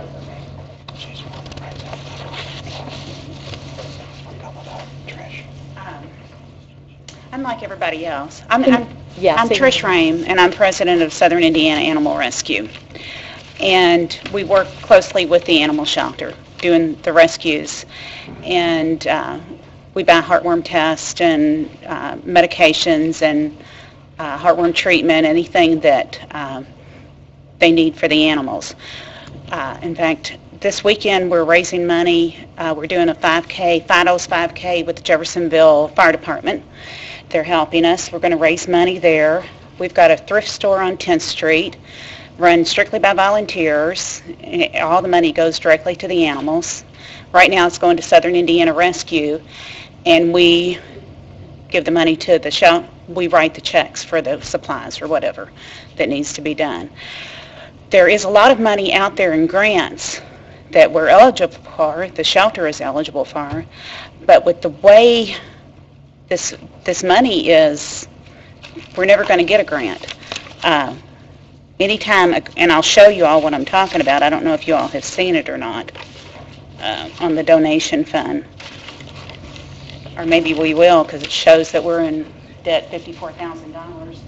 So maybe they feel sorry for us and give us a grant. I don't know. Floyd County just got a $90,000 grant for their shelter. Thank you. Yeah. Okay. And who's the We can share. Inc., so, yeah. Thank you. Do you want to look at this, Amy, so you can see it? Yeah. Last year, in 2012, we raised over $100,000 for the animals. This year, we'd like to double that with grant money. What's this negative 54? And all we really want is a transparent fund. Of course, we need a new director, and I'm hoping what you all just passed will give us a new director. Okay. I'm hoping that's what it needs. Can Amy explain this to you? Because what she said made sense to me. Okay. That- Sheet only shows expenditures, not Right. revenues. But it's the Animal Shelter Donation Fund. Right, but only 20,000 was appropriated. You have more in the fund. Monica did not appropriate the full amount, evidently. You've got more cash in the fund, that's just what was appropriated. But it has a negative 54,000. Right, there's actually 18,000 in the fund as of the end of April. That report only shows expenditures. So we've expended 54,000, but There's when it's all said and done, we've $18,000 still got 18,000 left. The other thing that it doesn't show is like the parking for Thunder, I don't think, in that 18. I don't think that's That's the, positive yet. yeah. Right. I don't Yeah. think that's where you're- So at the beginning of the year, think that goes we're in the asked, same how much you as think the you're going to donation. spend? And we said 20 $20,000. 20,000. On the donation fund, that shouldn't have anything to do with it. That comes in from the public. But it still is appropriated and budgeted. And it's still there. It just has to be appropriated. Additional money has to be appropriated. It's still there. It's just how you appropriate and budget for that fund. So you're saying, how much do we think people will donate to us this year How much do we think we're going to spend? Yeah, from donations. from donations? Okay. An appropriation is different than an actual balance in the fund. That it's confusing to people that don't understand the government. Yeah. Well, I know in the past years, before Sarah was director, it was there was a lot of money in that fund that was never spent, so I guess it sat there for years and years and grew. And now that we're spending it, it doesn't seem to be, and we're getting actually more donations than we've ever gotten from the public. Are they all going in that donation fund, or some of them going in the spay-neuter fund? Because I know like the parking, Yeah. I thought that was supposed to be for the It could be spay-neuter. spay-neuter. So that will not go The into the spay-neuter general. fund hasn't changed at all for some Right, that will reason. go into their spay-neuter It's still, fund. it's still That the will same not go fund into it the always donation was, fund. but there is, Right, I'm just trying to explain to Yeah. them because yeah. they might not understand, like the Right. parking, that goes into the spay-neuter fund. The donations, I think probably the lady that left them the large amount of money, that went to the donation fund. Yeah, that's in here. Right. So, anyway, that's the difference. I just want to know Yeah. there's two funds. Okay. I guess, and maybe we will always have to, Southern Indiana Rescue will always have to be the benefactor of all the grants and not the city. Although we would get more money being a municipality for the shelter if we had, You have a grant writer. I'm saying something, We have a grant writer. Yeah, why do you have to We be could the- use it. If you It's could go never in and been work with used. her. she's never Oh. once gotten us a grant, and we've Well, gotten they lots of probably grants. haven't, they probably have never asked her approached? or approached her. Since it's difficult when you're in two separate buildings, but Yeah, Do you know if she ever been asked to write a grant or work on a no, grant? I don't have any idea. I know we've never gotten a grant, the shelter's never gotten a grant, and there's lots Maybe we need to there's make lots that of grants connection. out there. That's right. yeah, Right. we do can need to probably make that. try and make. I mean, and we've got people that will write grants for us at no charge, too. Right. But what you're getting at is that we'll need the matching dollars for those grants. And Sometimes there aren't matching Oh. It's not- A lot of times on the for the. animal grants, nobody has money, Yeah, so there is no it's not matching quite the money. same as police and fire. Okay. Sorry. Yeah. But I think her concern was if she's seeing this money's donated and then she looks at this report, it looks like we're in a negative balance. And Right. If we put in for a grant, they're going to say, well, they don't know how to manage their Right. money. And what I'm hearing from Amy is we have a separate account over here for that fund that's donated, and then we appropriate funds out of that for our operating costs for whatever. And the director can always come before you guys and ask for additional if the cash is there, which it is. So this negative 54,000 is just against what was appropriated, and we just need to appropriate the rest of those donations to reflect on the budget. Okay. Is there any way we can supply a fund balance to, I mean... So they have just- to appropriate, because this is what threw them off. They need to have the appropriate. And do we need to go ahead, do we need to go ahead and make that appropriation at our next council meeting to bring this? I don't think they're concerned about that. Right, They're concerned about to bring this balance out of the negative. How is this, you said this fund, how is this fund changed? Because you said it's changed, the spay neuter hasn't, but this one has. What am I missing? It's been the same back to 2005, I'm not sure. Okay, so how's the fund changed? You said it's changed. I've got copies at home. I don't have them with me of what it used to be. It used to just add up, and maybe there was never anything appropriated. I'm not sure. I think in prior years, the clerk treasurer's office would do what they call the budget revision. Mhm. So when revenue came in, they would just add it to what was appropriated. State Board of Accounts said that there's no such thing as a budget revision, so that process Ended. Okay. that may be And if you look at it, every year, there's an ending balance that pulls forward to the next year. Right. I mean, if you had somebody donate, I don't know, $1 million this year, I mean, you just had a great donation, you wouldn't want that available to be all spent that one year. I mean, you'd say, so that's what's going on here. And in the past, there always has been a balance pulled forward. Right. This year just seems like it's spent maybe more than prior years. Yeah. It's shown here, it spent 84,000 last year, where in 2010, for example, it was 13,000 was spent, or 2011, 33,000 was spent. So more than double's been spent in that fund. And that was because, well, I mean, the money was available because of prior balances moving forward. Oh, he's got a different. I'm looking at the sheet that's, The I'm fund cheating report. off okay. of Yeah. Right. Mike Smith here, what he has the cash flows for the animal shelter. Because in actuality, no more than 20,000 should have been spent. Correct? That's correct. Because that's what was appropriated. Right. And even though we had maybe 50-plus thousand in donations, that didn't matter. We said we were only going to spend 20, but that's why we're in the negative. And that's probably why, because we like for people to budget what they're going to spend, so that you don't go, so the fund does not go bankrupt. Right. So that you will continually have money in there, and that's why they were doing that, so that next year you would have money available as well. So if we raised, say if we got a grant for $90,000, where would that money go?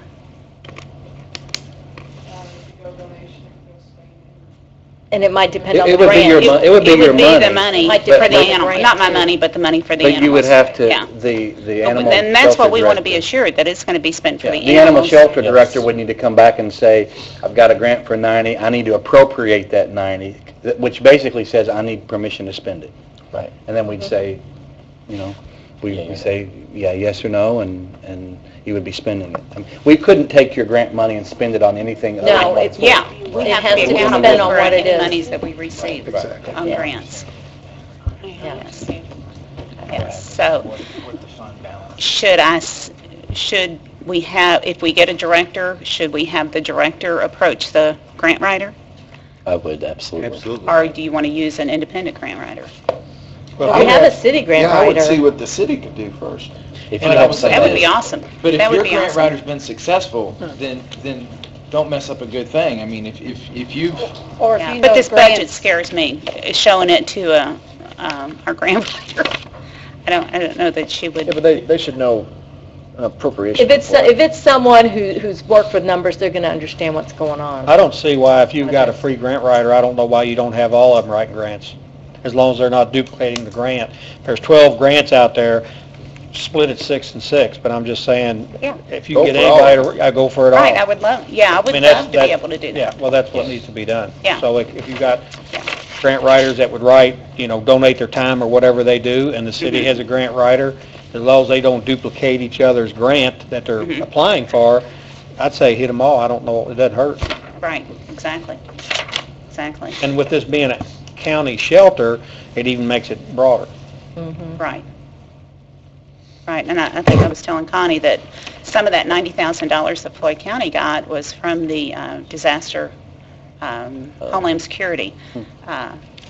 You know, what all we did during the tornado last year. They got a really nice truck and trailer in case of a tornado, and they had animals, because I was at PetSmart all weekend, I think, and they had animals everywhere, and I think, did they bring them in, or did they just... No, they didn't have to. They had the trailer right there. Even in the rain, they had a canopy. But that's what I meant, they had the animals there with them. them. They had animal cages were built in, and, That'll be a beauty. you know, which would be wonderful, because we do transports every week up into the Chicago area.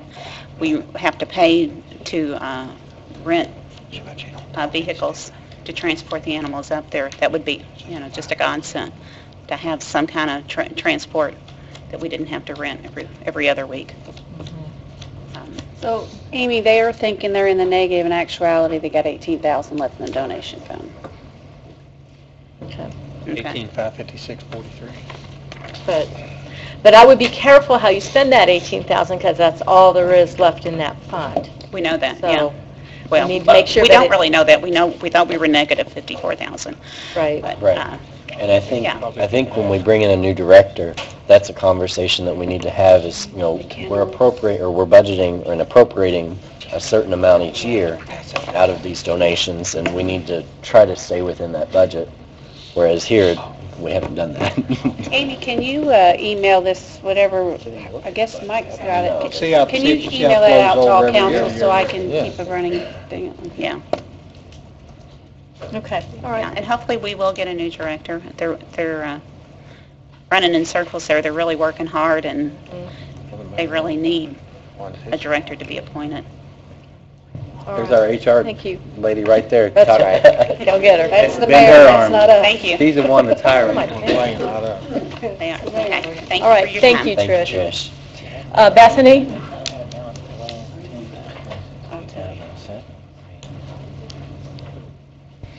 Hi. Well, I just kind of wanted to follow up on that, but I just wanted to say like a couple of things. Like the shelter I've been involved with the shelter for at least 10 years as a volunteer, and it's improved so much. And I just want to thank everybody for, you know, you guys being on board with things and helping Sarah get started. Sarah laid the groundwork to get the shelter finally on the right track and progressing, and vaccinating animals when they first come in, and doing heartworm tests. I mean, just basic stuff that needed to be done, like in, you know, now, 20,000 or 2012.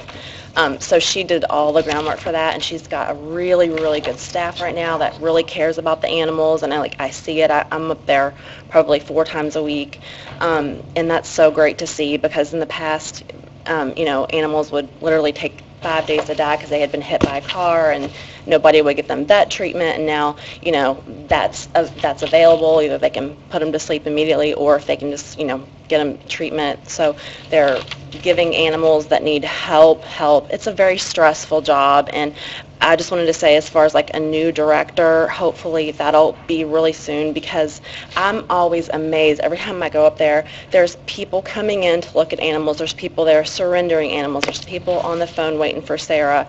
There's someone who's bringing an animal that just found on the street or whatever. It's just it's one of the busiest places, and it's just really, it's super, super busy with like plus the amount of animals that are coming in. It's really mind-blowing.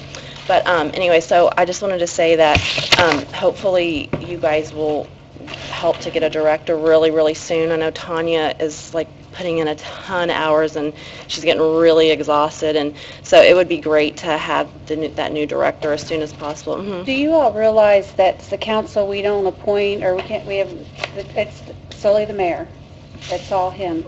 Director. He appoints the director, and... Yeah, I knew we have he no- appointed the director, but I thought you guys had to say... No. Nope. Okay. So then... They don't do any hiring. All they do is hire no. director. They have no hiring power. Okay. They approve And the money's in place. Okay. The money's in place. Okay. The money's always been in place. Okay. So so we have nothing to do with it. The mayor just needs to say yay or nay and Right. get that done. Okay, that's good to know. And then the other thing I was just going to say is I think it was you guys who passed the new rule saying that the animal shelter director had to have an animal science background. Was that this council?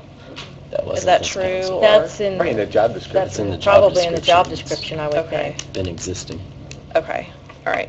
But and the only other thing I was going to say is I know that there was somebody who came in a couple years ago to look at the pay of the director, and at the time, Mr. Wilder, I think his salary was like 54. Sarah was a lot less, and then I think the new salary is going to be less. But with the person coming in, hopefully, or whoever it is that would happen to have a 4-year degree, it'll be commensurate with their experience. And like as a teacher, every year you got a pay raise and stuff. And just hopefully, if they already have experience, then hopefully their pay can bounce up to that or whatever.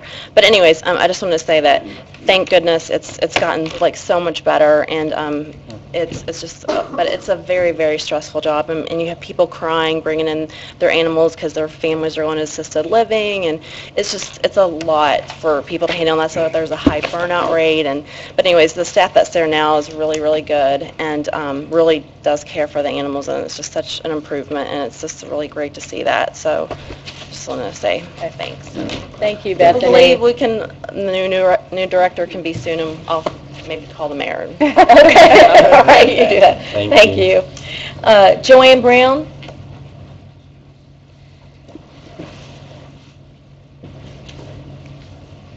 I think everything here has been kind of covered, but I just started volunteering over at the shelter recently, and I just have a question, and I guess you all have answered the questions. According to all the paperwork in the funds, is there any way that can be set up, worded differently in your software, Excel spreadsheet, you've got the spay and neuter? I mean, is there a way to break it up and say this is what the budget is, this is what you get, this is what's allotted, and then how much has been spent? It would make things a lot easier. It's already done. It's already done. I think That's already been done. that's how it was set up, is we set a budget amount for the year as far as what donations we want to spend, and we set that at an amount lower than what was spent. So while we do have things, we are holding back on some money that we can put back into this fund is actually $50,000 over budget. Well, while as we have money that can supplement that was more than what we wanted to spend for the year. So moving forward, I think with the new director, we'll have to pay closer attention to what we're spending out of that fund versus what we're budgeting. Correct. And when somebody sees a negative, I donate money, and when I hear that it's going to a general fund and it's not going... Where did you hear that? I'm That's curious. a misinterpretation. How'd that get started? Where did you hear that? There is a general fund. I mean, things do go in there. And when papers are asked for that they want to know that you're allowed to ask for within the city, and they're not, and we'll get it to you, and you don't get it, and you get something that has a negative on it. I mean, I work at a company where we have budgets. I understand all that. Sure. But when you start looking at that and you're donating money out of your own pocket, thinking it's going straight to J.B. Ogle, and in fact it's going to a general fund. It doesn't go to a general fund. If I can make a suggestion. It doesn't go to a general fund. Y'all are coming here now, and the next time, you've got at-large, I know Connie and myself, I've worked with the animal shelter for years. We're over at the animal shelter a lot. I work with Sarah. Call, email, grab a hold of a council person. Any one of us will be glad to help. If there's information that you're needing that you feel like you're not getting, contact us and we'll make sure you get that information, because I don't want rumors out, and I don't want to see rumors out in the media saying that donations are going to the general and when they're not, and getting this uproar and people thinking that, we're taking great strides and great pride in our animal shelter, and we don't want any No, I mean, we don't want anybody done wonderful, and that's why I was asking. I mean, things do get started, and when people start seeing different things and don't get answers, that's why I'm here. That's why I'm asking the question, so. I like any previous, those donations were ever asked for or appropriated, because the previous director never bother to want to get like vetting Yeah. done. That's and true. the Right. That needed help immediately. They sent them now straight to a vet. They need to see a vet like right away. And so like that was never ever done. That wasn't even an issue. They didn't even have that. So now like it looks like 2011 or 2010 when Sarah's oh my gosh, we're spending money, but because it was never spent before because it was never done. Right. And things like it was never wanted to be done. Oh, and to add to that too, if you all do recall, Sarah, that's when I really got involved with her, did a lot of, revamped the shelter, did a lot of painting, and the paint that was on the wall that was prior done wasn't the right paint, so a lot of money was spent in getting those kennels redone. Yeah, but in the prior, it looks like nothing's ever been asked for, barely has been asked for, and now like the money's there, like they see, the staff sees all the needs, what needs to see, so it looks like they're spending money like crazy, but it's just really keeping up with what needs the animals need at the time, so that might explain a little bit too. All right. Anything else? No, I think that's it. All right, well, thank you. Thank you for your time and your volunteerism. We appreciate it. Absolutely. That's right. Okay, council comments. Councilperson Smith.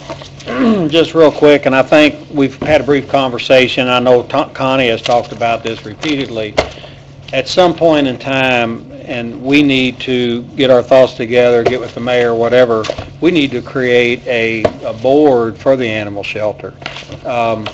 There needs to be some continuity between, because all the questions these ladies have asked, the paperwork, we have all the paperwork. I mean, at State Board of Accounts through Amy, it's a process, whether it's spayed neuter, whether it's non-reverting, whether it's general fund, and they're asking questions, and it's all getting intermingled. In reality, it's all under the animal shelter, but it's broken into different areas. And so, you know, again, we've talked a little bit about this, but this is a county-ran shelter, the city-ran but county-operated shelter.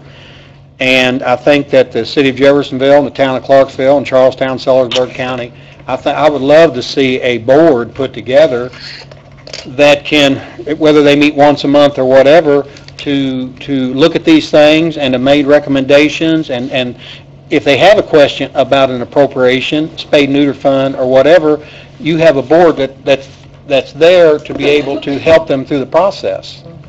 I think. There was a board, yes, but they were, that's a good idea, but they were like very inactive, super inactive. Well, that was the board for the spay neuter. That's totally different than what he's talking about. We're talking about a different type of board. We talked a little bit about that, and, right. And you know, there's a lot of things they can or can't do, but if you've got all municipalities just putting skin into this thing, right. I think a lot of these questions can be answered without creating all this turmoil, which is really, I mean, Amy, I went to her today, and it's all right there. And actually, that type of board that he's talking, it's kind of the same thing that New Albany has a board, because it's a county board, because it's a county animal shelter. Right. It'd have to go through a new interlocal agreement, but we need to have input from all the entities that put money in, and it needs to be, because they set the budget, and it needs... Well, but I think it needs to be done, because at the rate we're growing, and that the costs of utilities and everything there, I mean, it's at a point where... that way, if something happens, like when I first went out there, the incinerator, unfortunately, broke down. Right. And the city put in, that should have been spread among the whole counties, and it's easier if you have people who can go to those councils or those boards and say, look, this happened, we need to put in our share to But help I think fund it that would be... But I think... The county too. Right, exactly. But I think it has to be, you know, the mayor obviously is the executive person of the city. But I think the only way we're going to eliminate some of this breakdown is to have representatives that sit around. I'll give you a prime example. We have the solid waste, where we do a lot of different things through recycling and stuff. That's a board made up of town and city and Clarksville and county, and they meet once a month. And I think Zach's our rep. I've been on it. Ned's been on it. Connie's been on it. I was out for one day. One day. They fired you. Was made vice president. Great job. But that board, every month they sit down and they see the they got a budget in front of them. And if problems come up or ideas, everybody, you know, the county, we can do that. A lot of times it's not dollars. A lot of times it's donating. The city's got this piece of equipment, or the county has this piece of equipment. Right. At the end of the day, you buy the material like the concrete and you get the labor free. But I don't know what the formality would be to move forward, but I think this really proves that without a doubt it's a county shelter with county funds, and every municipality needs to have a piece of it, and they need to create a board that can sit down monthly and dissect this and address some of the issues or whatever. But I think this is a prime example why we need to have a definite board. Anyway, that's all I've got. Thank you. Okay. No comment? No comment? I got a quick one. Just if we could get some emails going and get some kind of your ideas on the credit card ordinance for Scott, I'd appreciate that. If we could kind of get some brainstorm going. And Actually, I was going to talk about that. okay, then nope. Carry on. Nothing. I got a couple things. Got a couple calls today from business owners, and it looks like we can't figure out why or what kind of work they're doing on I-65, the southbound exit, but it's going to be closed. We're trying to figure out how long. Southbound to Market? Coming off Court Avenue, going southbound on I-65 where you cross underneath and go around. And, with no warning, Mother's Day weekend for some businesses. It's going to be tough, and we need some warning. And I don't know how we keep, we keep preaching that and we keep asking, but we don't get any response. I want to mention about the animal shelter. When I got a couple phone calls, and I did make it over to the animal shelter, and I do commend them. I think Tanya isn't it Tanya that's the interim director? And she's really hustling. I mean, she's really doing a good job. And I tried to affirm to Trish, I know, a couple of times that the money's there. I know you don't see it, but I'm glad that, and I don't know, Amy's overwhelmed with different things, but I think we set some of that at ease. The other thing, last week I sat in on the Parks Authority Board, and Sandy Knott, Scott Edwards runs that board with, they kind of report back, and then Sandy comes into us. They really have a lot going on. It's real interesting. I know Ed is going to set in on one from what I hear, but it's really interesting. If anybody wants to set in on that, I think it's the first Tuesday of the month, I think. Something like that. That's right. Yeah, but it's a good board. I mean, it's really interesting, and it's amazing all the things that they comprehend. Last thing that I wanted to talk about, I know Ed and I sat in on the Brown & Brown review with the insurance, and we had, that's the company that we hired to look at the health insurance for the city, and we sat in, we had police and fire, human resources, Kim was there. But anyway, we're kind of analyzing that, digesting it, trying to decide if, what, who, how, when we can make changes and so forth. But anyway, are we going to do a workshop? Are we going to do something to we're going to get everybody together up in to 2 speed on weeks, and we don't know. It's next week. It was 2 weeks from that meeting. Do you had additional council people, or who's going to that? I saw that, but I can't make that one. But what I was wondering is if you're going to open it up to other council folks, or just the same committee going to try to come with some recommendations and then bring it back to the council, or bring it back to everybody? That might be better. That might be better? Okay. I know that I sent everybody on the council the information that we got back, so that everybody hopefully will read it, make comments. And we could have, without advertising it, we could have 4 members there. It's just that it's working so well now, I almost hate to rough it. I mean, it's been really... So well, we don't What are you trying to say? Out of the water, Well, we have been from the I'm beginning. definitely coming now. Yeah, I'm probably not coming, Kim. Bringing my guitar. I know. Anyway, Insurance is important. I really wish everybody would read the information and make some suggestions, because they really gave some twists and turns in that. So it's pretty interesting. That's all I got. Were you going to bring up about setting up something with Dan from ProMedia? Oh. I saw that email that he had sent out. He wanted to get a workshop together. Yeah, I'll bring that up. Okay, and then secondly, I just wanted to reiterate again the resolution that was passed tonight that I strongly disagree with. I just wonder, I wonder what residents are going to think when they, see this on YouTube or see this on 25 or are sitting in the audience and, want to know why we're circumventing people or we're taking away the guarantee of people to be informed on the council. I don't understand, if we're all communicating and we're all sharing information, what would keep things off the agenda or out of the process of normal business. It baffles me, to be honest, but I guess I've ranted on it enough, and it is what it is. But I think it's an injustice to my constituents, and that's the entire city. That's all. Councilperson Samuel? Just an update on the Public Art Committee. We have put out an RFP, request for proposals, for a Jeffersonville Public Art Administrator. And this administrator would organize, plan, develop, manage various activities relating to securing different art or art artifacts or venues, whatever, for Jeffersonville. Then they would also help recommend policies and procedures for the Public Art Committee to help get set up to establish this in Jeffersonville. That RFP has gone out, and I believe we have, it'll be out there until June 1st or early June, and then we'll get back hopefully some responses to find out about, and then I will bring those to the council as we've talked.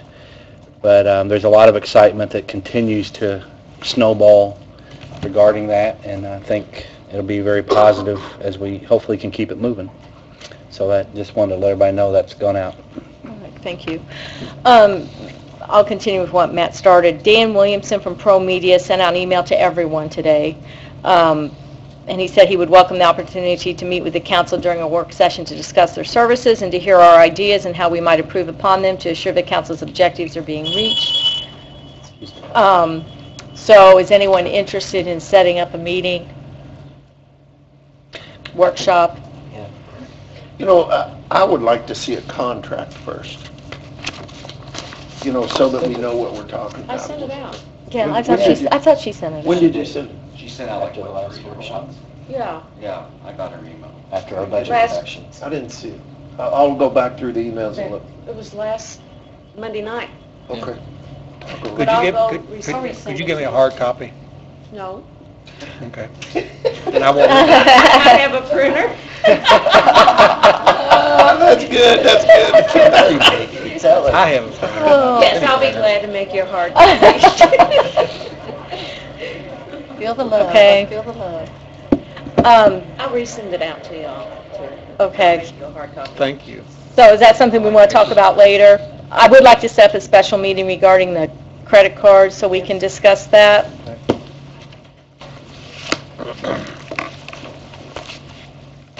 What dates? Oh, wait, I'm trying to get back to my calendar. Does anybody have any dates that they're not available? Ed? Plenty. Plenty. Tuesday, Wednesday, Thursday, then the next Tuesday, Wednesday, Thursday. What about next then Monday? The next Tuesday, Wednesday, Thursday. The 13th? Yeah. I can't do it, I've got it. Yeah, he's got to, yeah, and Scott needs to be there. I don't want you to go like that. Are you always out on Tuesdays, Wednesdays, and Thursdays, Pretty pretty much. much? Back on Fridays? Pretty much. Can we do it during the day? Can we do it during the day?